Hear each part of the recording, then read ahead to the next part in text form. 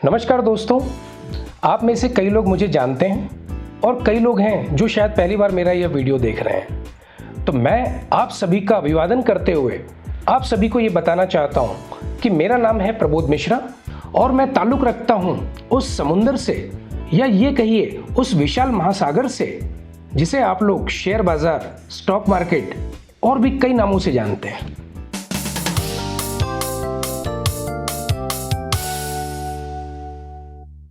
दोस्तों, इसी शेयर बाजार में कई लोग अपने छोटे बड़े जहाज लेकर उतर तो जाते हैं, पर उनमें से कई लोगों को नहीं पता होता कि उनका जहाज सतह पर टिक पाएगा या नहीं टिक पाएगा।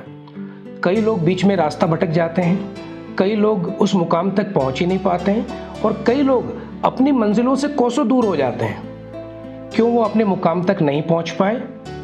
आखिर क्यों उनका यह सफर पूरा नहीं हो पाया?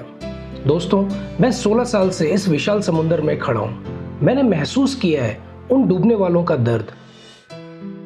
आप यकीन मानिए, छोटी छोटी गलतियां, या यूं कहें कि एक विशाल से जहाज में एक छोटा सा छेद उस पूरे जहाज को डुबा ले गया।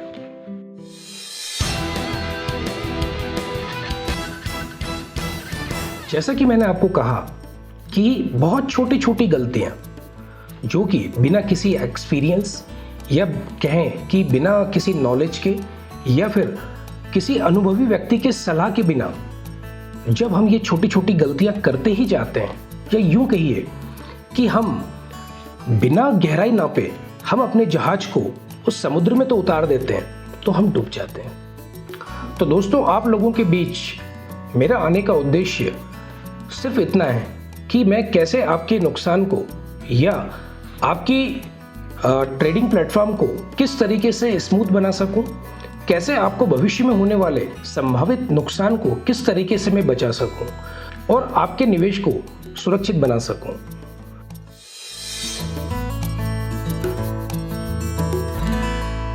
हाँ तो दोस्तों, शेयर बाजार में इन्वेस्टमेंट से पहले हमें किन किन बातों का ध्यान रखना चाहिए या क्या सावधानी हमें बरतनी चाहिए ताकि हमारा जहाज ना डूबे या हमें कभी फाइनेंशियल लॉस ना हो, उसके लिए हम क्या कर सकते हैं। जैसे मैं आपको एग्जांपल देके समझाना चाहूँगा।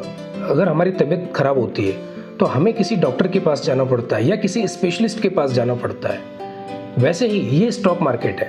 अब स्टॉक मार्केट में भी आपको किसी स्पेशलिस्ट या यहाँ के जो एक्सपर्ट्स होते हैं उनकी आपको राय लेनी चाहिए, सलाह लेनी चाहिए और अपने निवेश को सुरक्षित बनाना चाहिए, ताकि आपका ये जो मेहनत की जो कमाई है या आपका जो किया गया जो इन्वेस्टमेंट है वो उसका नुकसान ना हो। और मैं काफ़ी कुछ और भी जानकारियाँ आपके साथ साझा करना चाहता हूँ कुछ विषय पर जो कि आपके इन्वेस्टमेंट में काफ़ी अहम भूमिका निभाएंगे। तो आइए दोस्तों, मुझे आपसे जो 4 विषयों पर महत्वपूर्ण चर्चा करनी है वो 4 विषय हैं। पहला है स्टॉप लॉस, दूसरा है अपना एवरेज मेथड, तीसरा है पोर्टफोलियो और चौथा है ब्लू चिप स्टॉक्स।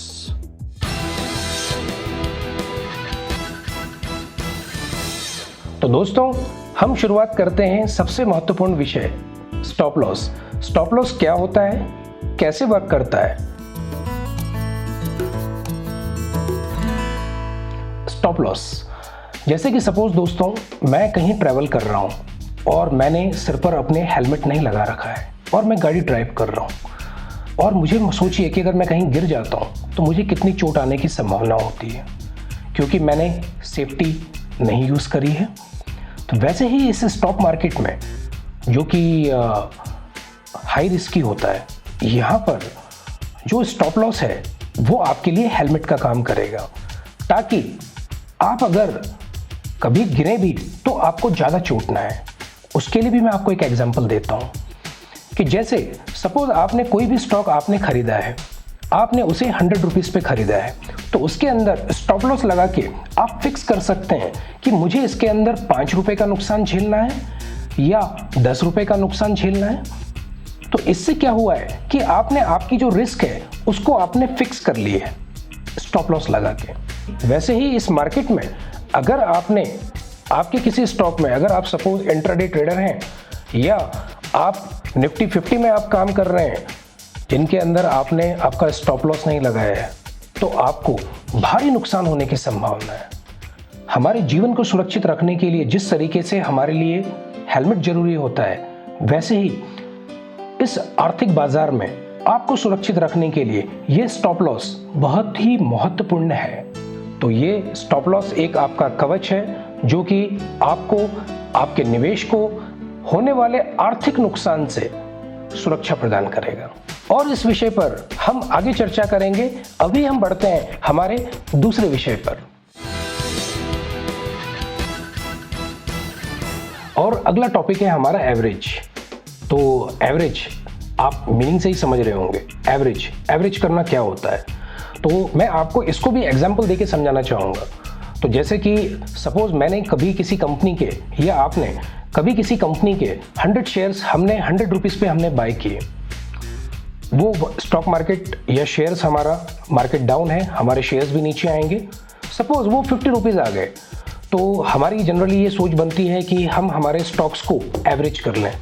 एवरेज में हम 50 रुपीज़ पे अगर हम वापस से रीबाय कर लेंगे सेम क्वांटिटी, तो हमारा जो बाइंग प्राइस एवरेज है वो हमारा रिड्यूस हो जाएगा। बट दोस्तों, आप ये नहीं सोच रहे हैं कि वो आपका जो स्टॉक है, जो कि आपने उसको 100 रुपीज़ पर आपने उसको परचेस किया था, वो आज 50 रुपीज़ आ गया है।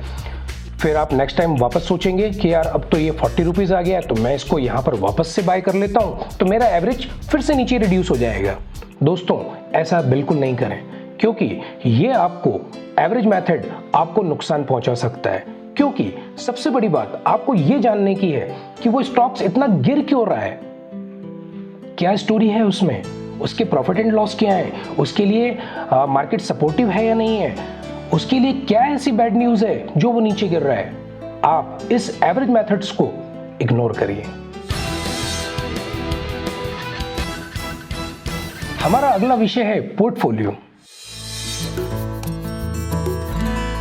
तो सबसे महत्वपूर्ण और स्टॉक्स में, या मैं एक बात करूं कि इस समुंदर में जो आपको सबसे ज़्यादा सपोर्ट कर सकता है आपको डूबने से बचाने के लिए, तो वो है आपका पोर्टफोलियो।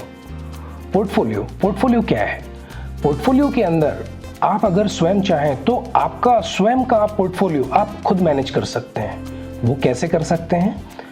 उसके लिए आपको आपके इन्वेस्टमेंट का कुछ पार्ट, या यूं बोलें कि पूरा कैटेगराइज करना पड़ेगा, और आपके पोर्टफोलियो को आपको स्वयं ही डाइवर्सिफाइड करना होगा। डाइवर्सिफाइड आप कैसे कर सकते हैं? हमारे इस मार्केट में काफ़ी सेक्टर्स होते हैं, जैसे कि बैंकिंग सेक्टर होता है, फार्मा सेक्टर होता है, उसके अलावा फर्टिलाइज़र सेक्टर होता है, कंस्ट्रक्शन सेक्टर होता है। जैसा कि आप समझते भी होंगे कि हर एक सब्जेक्ट किसी न किसी विषय से जुड़ा होता है, तो वैसे ही स्टॉक भी किसी न किसी अपने किसी सेक्टर से जुड़े होते हैं। ओवरऑल मेरा कहने का उद्देश्य डाइवर्सिफिकेशन का मतलब सिर्फ इतना ही है कि आपका पूरा पैसा किसी एक ही व्यापार में नहीं लगा होना चाहिए। आपका जो पैसा है वो हमेशा डाइवर्ट होना चाहिए और उसका निवेश टुकड़ों में होना चाहिए। वो कैसे आप कर सकते हैं? उसके लिए आप अपना स्वयं का एक पोर्टफोलियो मैनेज करिए। उसके अंदर सेक्टर वाइज कुछ फार्मा के, कुछ आपके मेटल्स के, कुछ एनर्जी सेक्टर के, कुछ ऑयल एंड गैस के, पूरा आप एक अपना पोर्टफोलियो बनाइए और उसके अंदर सेक्टर वाइज कुछ स्टॉक्स का आप चयन कीजिए। लेकिन चयन करने के लिए आप किसी एक्सपर्ट्स की सहायता लीजिए या उस स्टॉक के बारे में पूरी जानकारी लीजिए। तो इस तरीके से आप अपना पोर्टफोलियो बना सकते हैं। क्या होता है कि जब कभी आपने एक बार देखा भी होगा, कई बार देखा होगा कि जब मार्केट में अगर मार्केट डाउन भी है तो कुछ सेक्टर बढ़ते हैं, और अगर मार्केट अगर प्लस भी है तो भी कुछ सेक्टर गिरते हैं। तो अगर आपका पोर्टफोलियो अगर आपने सेट कर रखा है सेक्टर वाइज, तो आप ये मान के चलिए कि मार्केट कुछ भी चले सेक्टर वाइज, कि कभी अगर मेटल बढ़ रहा है तो आपको मेटल से प्रॉफिट हो सकता है, कभी अगर फार्मा बढ़ रहा है तो आपको फार्मा से प्रॉफिट हो सकता है। तो कहीं ना कहीं से आपको कोई ना कोई स्टॉक आपको बेनिफिट देगा ही। अगर आपका पैसा किसी सिर्फ एक आपने सिंगल इन्वेस्टमेंट में, एक सिंगल स्टॉक में आपका पूरा पैसा इन्वेस्ट कर रखा है, तो काफ़ी हद तक चांसेस बनते हैं कि अगर मान लो सपोज़ वो सेक्टर अगर डाउन चल रहा है तो आपकी अर्निंग वहाँ स्टक हो जाएगी, रुक जाएगी। तो उससे बचने के लिए आप ये कर सकते हैं कि आपका जो पोर्टफोलियो है आप उसको डाइवर्सिफाइड बनाइए। डाइवर्सिफाइड मैं आपको बार बार इसीलिए एक्सप्लेन कर रहा हूँ कि डाइवर्सिफिकेशन का मतलब ही सिर्फ यही है कि आपका जो पैसा है वो भिन्न भिन्न कंपनियों में होना चाहिए और भिन्न भिन्न कंपनियों के अलावा भिन्न भिन्न सेक्टर में होना चाहिए। तो मैंने जैसा कि आपको बताया कि ये जगह समुंदर है और यहाँ पर मैं आपको कितनी भी जानकारी दे दूँ वो शायद कम है। तो उसके लिए हम नेक्स्ट टाइम इसी विषय पर और विस्तार से चर्चा करते हैं। और अब सबसे महत्वपूर्ण बात कि सावधानी में ही सुरक्षा है, यानी blue chip stocks. Blue chip stocks वो स्टॉक्स होते हैं जिन पर कि हमारे एफआईज का भी ट्रस्ट होता है और दूसरी बात उन स्टॉक्स में आपका जो निवेश है वो काफ़ी हद तक सुरक्षित माना जाता है, क्योंकि इसमें निफ्टी के 50 स्टॉक्स होते हैं, उनमें आपका निवेश हो सकता है, बैंक निफ्टी में हो सकता है। उसको आप थोड़ा सा इस तरीके से भी आप कैटेगराइज कर सकते हैं कि आपका जो निवेश है वो आप जेड ग्रुप स्टॉक्स में ना लगाते हुए आपके जो पैसा है वो आप ए स्टॉक में या बी स्टॉक में या बी कैटेगरी या सी कैटेगरी वाइज आपका इन्वेस्टमेंट कर सकते हैं। उसके लिए आप निफ्टी 50 का आप चुनाव कर सकते हैं, बैंक निफ्टी में जा सकते हैं। ब्लू चिप स्टॉक्स में आपको कैटेगराइज करना पड़ेगा कि मुझे अपना निवेश किन स्टॉक्स में अपना पैसा लगाना है। उसके लिए आपका जो सिलेक्शन होना चाहिए वो हमेशा एवरग्रीन स्टॉक्स में होना चाहिए, जिनमें कि बैलेंस शीट अच्छी हो, प्रॉफिट रेशियो अच्छा हो और उसके अलावा फेस वैल्यू अच्छी हो, जिनका कि मार्केट में काफ़ी अच्छा नाम हो। या आप कुछ जानकारियां इकट्ठा कर सकते हैं कि मुझे किन कंपनियों में निवेश करना चाहिए और कैसे करना चाहिए। उसके लिए आप आपके एक्सपर्ट से आप अपनी राय ले सकते हैं। तो डेफिनेटली आपका जो निवेश है वो सुरक्षित रहेगा और आपको भविष्य में एक अच्छा रिटर्न देगा। दोस्तों, बहुत सी बातें हैं जो मैं आपसे शेयर करना चाहता हूं और मैं करूंगा भी। दोस्तों, मेरा एक्सपीरियंस इस मार्केट में लगभग 16 साल पुराना है। मैंने बहुत कुछ सीखा है इस मार्केट से। मैंने बहुत से लोगों को कमाते हुए भी देखा है और कई लोगों को डूबने से बचाया भी है। तो दोस्तों, आप लोग जुड़े रहिए। और भी जानकारी हैं जो मैं आपसे टाइम टू टाइम शेयर करता रहूँगा और नीचे दिए हुए नंबर पर आपको कभी भी कोई भी रिक्वायरमेंट हो या कोई भी जानकारी आप चाहते हो मार्केट से रिलेटेड, इन्वेस्टमेंट से रिलेटेड, आप मुझे कॉल कर सकते हैं या आप मुझे व्हाट्सएप भी कर सकते हैं। हमारी पूरी टीम आपको सपोर्ट करेंगी, आपको गाइड करेंगी, आपकी जो भी क्वेरीज होंगी उसे रिजॉल्व करेंगे। तो दोस्तों, आज की वीडियो में इतना ही। हमेशा बने रहिएगा और मुझसे जुड़े रहिएगा। मैं कोशिश करूंगा समय समय पर, टॉपिक बहुत सारे हैं तो हम सभी विषयों पर और डीप में जाकर चर्चा करते रहेंगे। तो आज के लिए नमस्कार।